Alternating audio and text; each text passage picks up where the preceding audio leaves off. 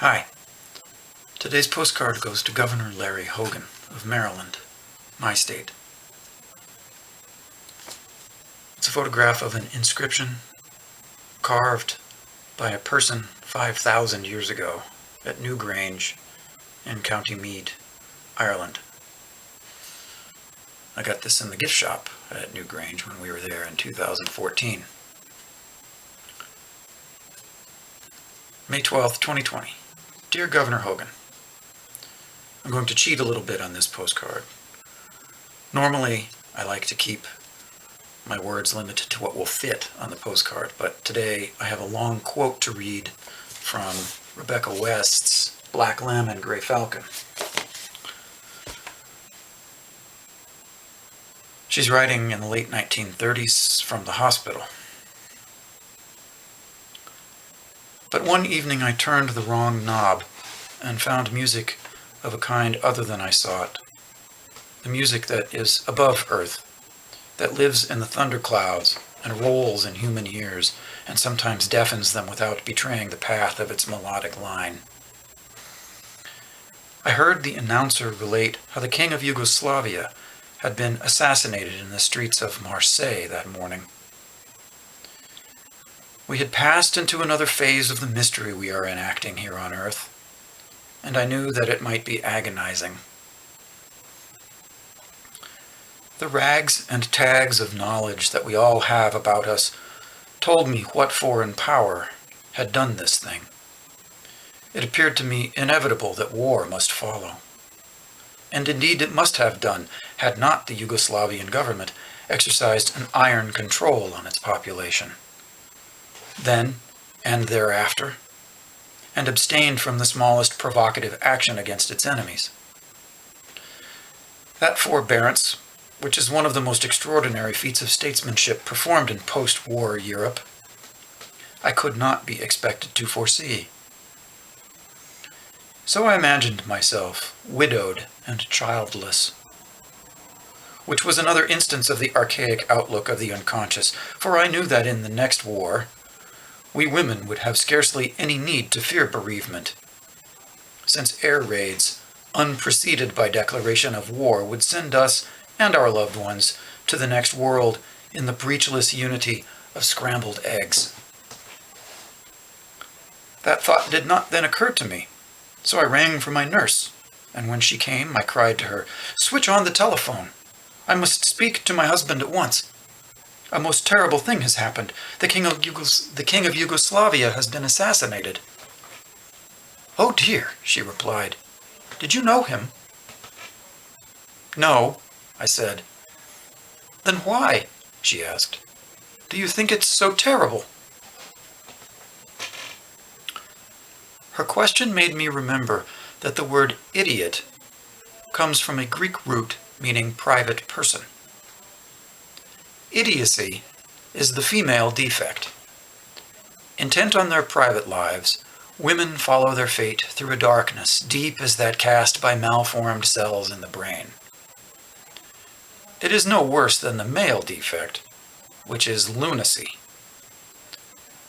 They are so obsessed by public affairs that they see the world as by moonlight, which shows the outlines of every object, but not the details indicative of their nature. Now, her generalization of these defects as gender-based is anachronistic and perhaps a bit off-putting. But her comparison of idiocy and lunacy has helped me think about our current predicament, or two facets of it anyway, both of which touch on the challenges that you face in your job, a job that, respecting this pandemic in our state of Maryland, I think you are doing very well under very difficult circumstances. Starting from West's take that our species suffers from the binary afflictions of idiocy and lunacy, and I really like her description of lunacy, this pandemic has thrown into great relief something I think has been the case for a while in this country, that these two afflictions are no longer binary. They are not mutually exclusive. First is the fact that the literally lunatic incompetence of this president and his administration forced you and your wife into the literally idiotic position of making a personal, private appeal to the nation of South Korea in order to secure 500,000 COVID diagnostic tests says much about both etymology and politics. The second aspect of your impossible situation deals with our inability to know how to reopen businesses and sectors of our economy. In addition to the lack of necessary information, you also have to contend with pressure from people plainly suffering from a kind of madness, but who also seem to be very closed, nearly blind. When I watch and listen to people protest against stay-at-home policies, or watch and listen to people weigh in with some kind of support for or defense of the federal administration's response to this pandemic, I cannot escape the sense that there is a sizable percentage of our population suffering from both defects simultaneously, that these people, men and women, are both, quote, so obsessed with public affairs that they see the world as by moonlight, which shows the outlines of every object, but not the details indicative of their nature. And somehow also so intent on their private lives, following their fate through a darkness deep as that cast by malformed cells in the brain. Idiots, the Greek kind, by nature and definition, cannot be a political force. And yet here we are. Lunatics, on the other hand, also by nature and definition, possess a certain public consciousness and skill in their madness. What I see in some of our fellow citizens is the inability to see the nature of things, married to an intensely private darkness, pushing itself into the territory of unconsciousness. It is this combination of these two defects, and in the same people, that worries me.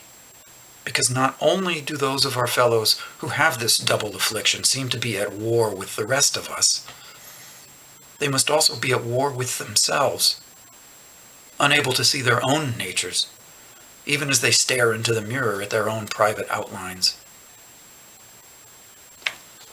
This might seem like a strange thank you note, but it is a thank you note. Take it as my recognition of the intense weight that you bear, and my appreciation for how you are bearing it, when, as it seems from the behavior of other governors, it would be easy to succumb to idiocy or lunacy, or both. Be well, please. Signed, Alex.